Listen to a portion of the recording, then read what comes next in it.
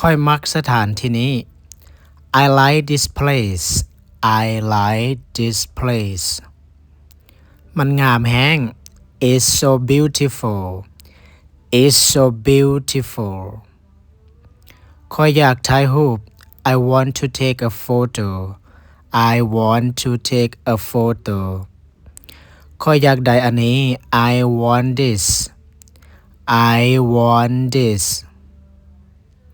ค่อยบ่อยากได้อันนั้น I don't want that I don't want that ใจเย็นๆ Take it easy Take it easy แล้วแต่เจ้า Up to you Up to you มันขึ้นกับสถานการณ์ It depends It depends ค่อยบ่ว่าหยัง I don't mind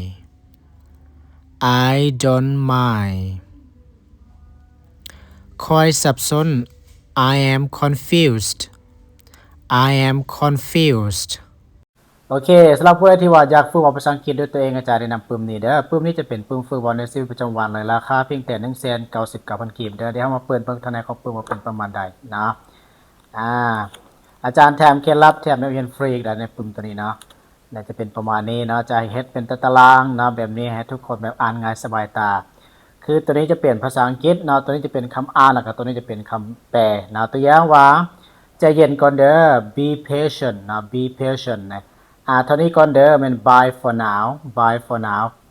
ค่อยเบื่อมันแม่น I'm sick of it I'm sick of it ในประมาณนี้เนาะอันนี้คือ